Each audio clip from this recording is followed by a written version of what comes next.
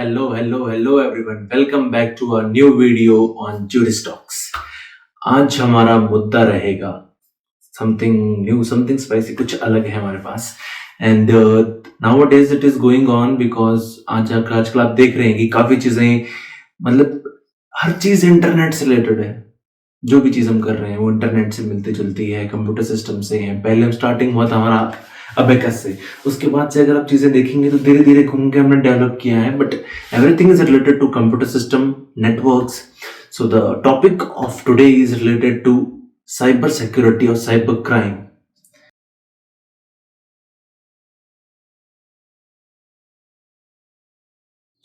हमने हमारा पूरा वीडियो, पूरे टॉपिक्स जो साइबर क्राइम है, हमने उनको कुछ पार्ट्स में डिवाइड किया जो एक वीडियो में पॉसिबल नहीं है कवर करना. So we will continue it in the series.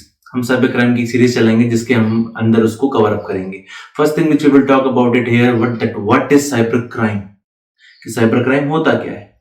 Secondly we will talk when was the first cyber crime happened, कि पहला साइबर क्राइम कब हुआ होगा यार, कंप्यूटर कब आया था, कब साइबर क्राइम हुआ होगा, हम उस बारे में बात करेंगे. Third thing which we will talk, that is how many types of cyber crime is there. जो साइबर क्राइम तो समझ में आ गया, पर साइबर क्राइम कितने टाइप के होते हैं, क्या होता है, each and everything we will talk in detail कि साइबर क्राइम क्या होता है. Next thing, who commits cyber crime, कि साइबर क्राइम करता कौन है. जो सबसे इंपॉर्टेंट चीज, साइबर क्राइम कर कौन रहा है, ये कौन है, लोग क्या है, तो उसका थोड़ा डिटेल में जाएंगे. Third thing, extra territorial jurisdiction, यानी कि आउटसाइड इंडिया अगर साइबर क्राइम होता है तो इंडिया का क्या इंप्लीकेशंस हैं. अगर कोई इंडियन बंदा है जो बाहर जाकर साइबर क्राइम कर रहा है, जो कि इंडिया से रिलेटेड कोई सब्जेक्ट टॉपिक है, तो उसके ऊपर हमारे लॉस कैसे लगेंगे. अगला सबसे इंपॉर्टेंट चीज, इतना साइबर क्राइम हो गया, साइबर क्राइम की हमने स्टार्टिंग देख ली, साइबर क्राइम डिफरेंट टाइप देख लिए, तो लॉस क्या है हमारे पास, हम इनसे बचेंगे कैसे. तो what are the laws and security which the law is providing us for such kind of cyber crimes. And next thing, that is insurance. क्या साइबर क्राइम में, साइबर सिक्योरिटी में इंश्योरेंस जैसी कोई चीज है, क्या इंश्योरेंस हो सकता है इन सब चीजों के अंदर. And finally we will talk about penalties, कि साइबर क्राइम हुआ है, किस किस टाइप के क्राइम हुआ है और उनके लिए क्या क्या पेनल्टीज रखी गई हैं, क्या क्या पनिशमेंट्स रखे गए हैं by our law. And finally we will talk about what is going to the future, और फ्यूचर में आगे क्या चीजें होने वाली है, that we are going to talk about it. तो बात करते हैं हम साइबर क्राइम की डेफिनेशन की. तो 10th यूनाइटेड नेशंस कांग्रेस की जब मीटिंग हुई थी, तब वहां पर prevention of crime and treatment of offenders नाम की वर्कशॉप हुई थी, जहां पर साइबर क्राइम को दो कैटेगरीज में डिफाइन किया गया. जहां पर उसको रखा गया cyber crime in narrow sense and cyber crime in broader sense. दो तरीके अलग अलग दिखाए गए. Firstly it was computer crime, second it was computer related crime. आप थोड़ा इस टर्म से समझने की कोशिश कीजिएगा कि कंप्यूटर क्राइम का मतलब हो गया everything which is related to computer system only. सारी चीजें जो कि कंप्यूटर सिस्टम से रिलेटेड हैं, वो उन सारी चीजों, उन सारे रिलेटेड से जो भी चीजें क्राइम है हमारे, लाइक इलीगल बिहेवियर हो with the means of electronic things related to computer only, computer system and the data which is processed by it, only that area is covered into this one which is called as computer crime or narrow sense. अब अगर हम बात करें broader sense की, which is called as computer related crime, यहां पर इसकी processing, यहां पर डाटा का ट्रांसमिशन, डाटा का publication, computer resource, computer source and the network from which it is connected, each and everything related to it, that is covered over here, that is called as computer related crime, or we can say cyber crime in broader sense. अब जो पहला cyber crime record हुआ था, that was in the year of 1820. अभी हम चल रहे हैं 2025 पे और रिकॉर्ड हुआ है 1820. more than 200 years. इतना पहले साइबर क्राइम हो गया. वैसे कोई सरप्राइजिंग बात नहीं है, जब 3500 BC के अंदर इंडिया, जापान, उसमें अबेकस यानी कि वर्ल्ड का सबसे पहला कंप्यूटर जहां लोग हम इस्तेमाल कर रहे थे, तो ये होना कोई बड़ी बात नहीं है, बहुत आम बात है. तो इस केस के अंदर हुआ था जोसेफ मैरी जैकार्ड, जो कि एक टेक्सटाइल इंडस्ट्रियल थे, जो कि टेक्सटाइल प्रोड्यूसर थे. इन्होंने जो अपनी एक लूम प्रोडक्शन स्टार्ट किया, उसके अंदर उन्होंने मशीनरी प्रोड्यूस की, और उन्होंने ऐसा एक मशीनरी बनाई जो कि रिपीटेटिव तरीके से एक ही सेटिंग के ऊपर लगातार काम करती रहेगी. तो जो वहां पर काम करने वाले लोग थे, दे हैव थॉट कि इससे तो हमारा एम्प्लॉयमेंट चला जाएगा. अगर मशीन्स इस तरीके से स्मार्टली काम करना शुरू कर देंगी तो हमारी तो जॉब चली जाएगी. Then what they did, they have collectedly sabotaged it, और उन्होंने उस मशीन को खराब कर दिया with the help of different means, you can go in detail. That's how the first case was recorded in 1820 France. Now let's talk about how many cyber crimes are there. There are so much, plenty of it. बहुत सारे cyber crime हमारे पास. हमने जितनी categories रखी है, main we have categorised it into 21 categories. सुनने में बहुत बड़ा लग रहा है, आई नो. 21 कैटेगरीज हमने रखा है, जिसमें पहला आता है साइबर पोर्नोग्राफी. ये वर्ड पोर्नोग्राफी, ये चीजें आजकल के टाइम में बहुत आम बात कर दी गई. सबसे ज्यादा केसेस इन्हीं चीजों के आते हैं कि साइबर पोर्नोग्राफी, यानी कि जिसमें आपकी पोर्नोग्राफिक मैगजीन्स, वेबसाइट्स, जिसके अंदर कंप्यूटर का इस्तेमाल किया गया हो पब्लिश और प्रिंट करने के लिए, ताकि उन चीजों को डाउनलोड और ट्रांसमिट किया जा सके, whether it be a writing, picture, video, anything. You can hear each and every day. आप बहुत सारे केसेस सुनते हैं, एमएमएस केसेस सुनते हैं, एमएमएस स्कैंडल सुनते हैं. These all are covered under cyber pornography and it is a crime. हम जितने भी बात कर रहे हैं सब साइबर क्राइम है, ठीक है. तो सबसे पहले कैटेगरी आती है cyber pornography. Second is sale of illegal articles, यानी कि वो आर्टिकल्स, वो सामान जो कि इलीगल है बेचना, यानी कि नारकोटिक्स, वेपन्स, वाइल्ड लाइफ, ये सब सीक्रेट वेबसाइट बनाकर, ऑक्शन वेबसाइट बनाकर, बुलेटिन बोर्ड्स पर लगाकर इनको सेल करना. These are completely banned. Even India के अंदर कोकीन बेचने के लिए एक टर्म इस्तेमाल किया जाता है वेबसाइट्स पे, हनी नाम का टर्म इस्तेमाल किया जाता है, so that they can sell narcotics over there और cocaine on the websites. So the second category is selling of illegal articles. Third is online gaming. आप ऑनलाइन गेमिंग के बारे में, आप तो जब से क्रिकेट बैटिंग स्टार्ट हुआ है, दैट चेन्नई सुपर किंग वाला जो केस हुआ था, उसके बाद each and every day we are hearing online games betting, आप कैसीनो रॉयल, बहुत सारी चीजें हम सुनते हैं इसके बारे में. तो इसके रिलेटेड भी, क्योंकि इसमें मेनली क्या होता है कि जितने भी सर्वर्स होते हैं वो अब्रॉड होते हैं और जिसका काम हो रहा होता है वो उस रिस्पेक्टिव कंट्री के अंदर होता है, तो इसमें थोड़ी काफी टिपिकली रहता है. और मेनली जो आपका ये जो चीज है ऑनलाइन गैम्बलिंग के अंदर मेन ये होता है कि हवाला का पैसा, that is money laundering, that is happening too much, यानी कि ब्लैक मनी को व्हाइट मनी करने का तरीका, बहुत सारा पैसा इधर उधर करने का तरीका. That is a very good mode which you can use in gambling. इन सब चीजों के अंदर इस चीज का इस्तेमाल किया जाता है, ब्लैक मनी का, बहुत हद तक. Next is intellectual property crimes, जिसके अंदर आपका सॉफ्टवेयर की piracy, copyright infringement, trademark violation, theft of computer source code, यानी कि जो चीजें आपने रजिस्टर करवा रखी हैं.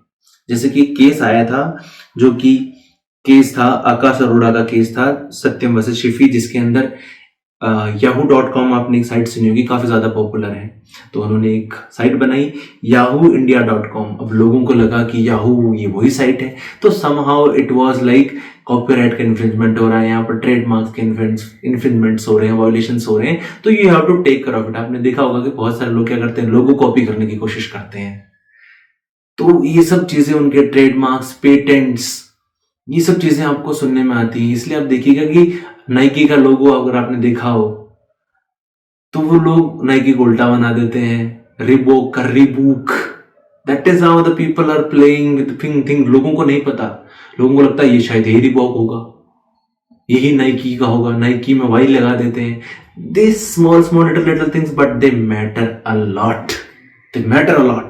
ईमेल स्पूफिंग, जहां पर हमें लगता है कि कोई ईमेल अपीयर हुआ है, हमारे सामने आया है कि ओरिजिनेट हुआ है किसी एक सोर्स से, बट एक्चुअली वो किसी और सोर्स से भेजा जाता है. यानी कि दिख रहा है कि हमें उस सोर्स से आया, पर वो भेजा गया है किसी और सोर्स से.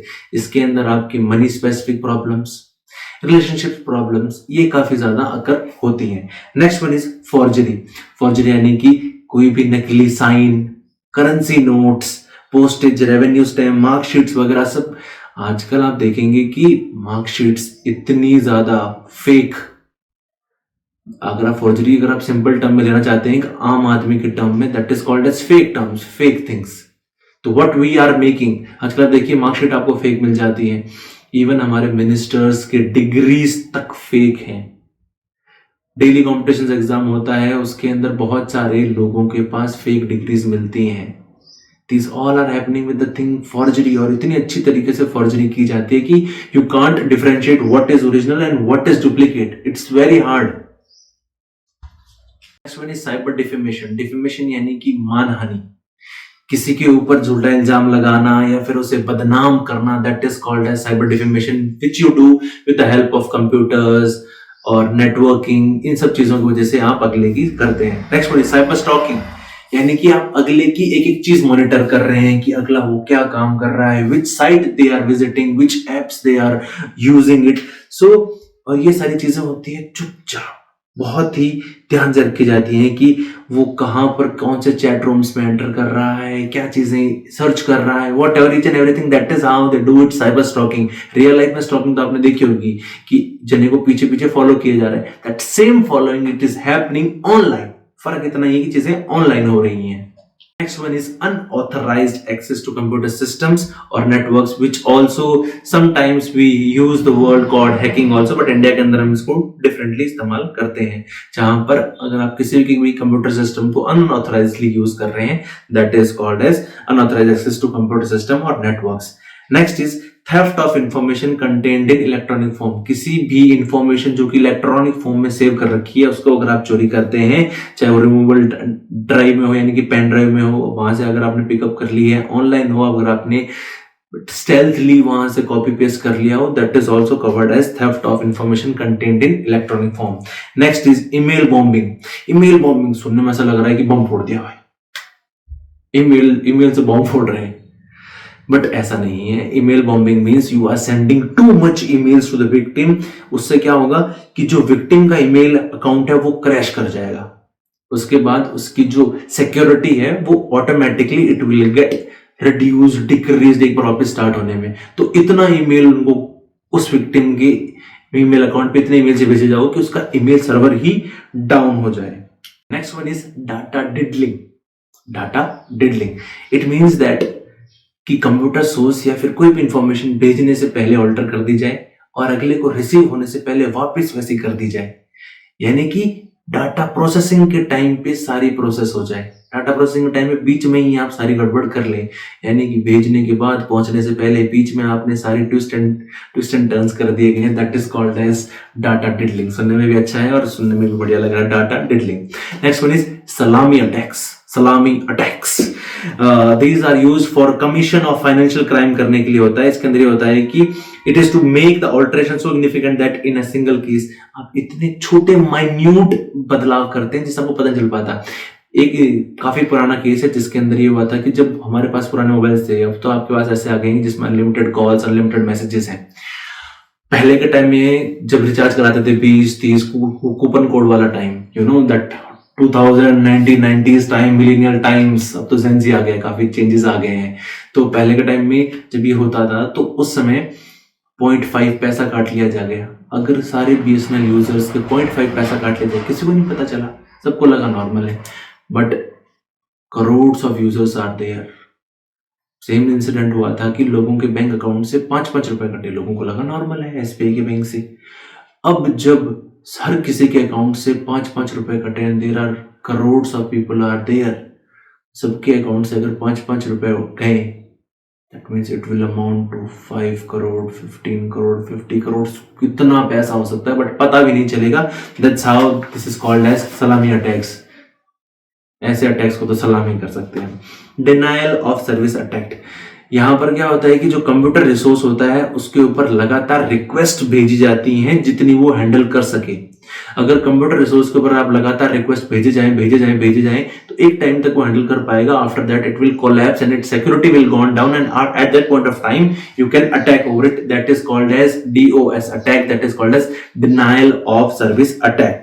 Next one is called as virus attacks. Virus attack के अंदर ऐसा होता है कि किसी भी एक फाइल के साथ में एक वायरस अटैच कर दिया जाता है। जैसे ही आप उस फाइल को खोलेंगे, it will directly enter into your computer और लैपटॉप और your system, then it will try to hinder, it will copy itself into different folders, अपने आप को कॉपी कर लेगा, आपके डाटा को ऑल्टर कर देगा। That's how it works. This is called as virus attacks. Next one is logic bombs. दूसरी बार बॉम्ब पड़ रहे हैं, इस बार है लॉजिक बॉम्ब। सुनने लग रहा है लॉजिक लगा के बॉम्ब फोड़ा जाए। लॉजिक बॉम्ब यानी कि एक ऐसा वायरस, एक ऐसी प्रोग्राम को उसको डिजाइन करना, और वो प्रोग्राम तभी एक्टिवेट होगा जब सर्टेन टाइम ऑफ इवेंट हो जाएगा। यानी सर्टेन टाइम ऑफ इवेंट जब भी होगा वो एक उसका एक मान के चलिए कि वो एक ट्रिगर इवेंट है, वो काम होते ही डायरेक्टली वो प्रोग्राम लॉन्च हो जाएगा, it will start affecting your computer. So एक वायरस होगा जो कि किसी काम के होने से ट्रिगर होगा और वो होते ही डायरेक्टली उससे स्टार्ट हो जाएगा। Next one is called as Trojan attacks. ये ट्रोजन हॉर्स वायरस हमारे ने बहुत बार सुना है, जिस वजह से हम एंटीवायरस लगाते रहते हैं। this program is aptly called as unauthorized program which functions from inside, ये अपने आप से फंक्शन करता है। What seems to be an authorized program, सुनने में ऐसा लग रहा है कि ऑथराइज्ड है पर ऑथराइज्ड नहीं है, ये भी आपके पूरे कंप्यूटर सिस्टम को डिस्ट्रॉय कर देता है। Next one is internet time theft. The connotes that usage by unauthorized person of the internet as paid by another person, यानी कि मैंने इंटरनेट के पैसे दिए हैं पर वो इंटरनेट का टाइम पीरियड किसी और ने चुरा लिया। सुनने में बड़ा अजीब सा लगता है पर ये चीजें होती है। in May 2000 at that point of time there was some kind of economic offenses which happened over there. In that time internet was very costly, so what they have did, they have theft internet hours of somebody else. Next one is web jacking, जब कोई forcefully एक website का control अपने हाथ में ले ले, password crack कर दे और उसे चेंज कर दे। जो एक्चुअल ओनर है अब उसके पास कंट्रोल रहा नहीं, the other person is having the whole of the control of that website. Now he और she can totally take control of each and everything and now they can change it whatever they want to change on that website. That is called as web checking. सबसे simple, theft of computer system, computer ही चुरा लिया। समझ रहे हैं हम? Theft of computer system ही चुरा लिया है। Last is physically damaging of computer system. Computer system पड़ा था, किसने तोड़ दिया फिजिकली, अगर आपने उसको डैमेज कर दिया, that is called physical damaging a computer system. तो ये था आज का हमारा वीडियो जिसमें हमने बात की कि साइबर क्राइम क्या होता है। पहला साइबर क्राइम का हुआ and type of cyber crimes which we have discussed. There are 21 type of crimes which we have discussed. So don't miss our next part. In the next part we're gonna talk about who commits this crime, what are the laws related to it, insurance about it, penalties, each and everything we will talk in detail on our channel Juris Talks. So don't miss it. Till then time, take care of yourselves. Thank you.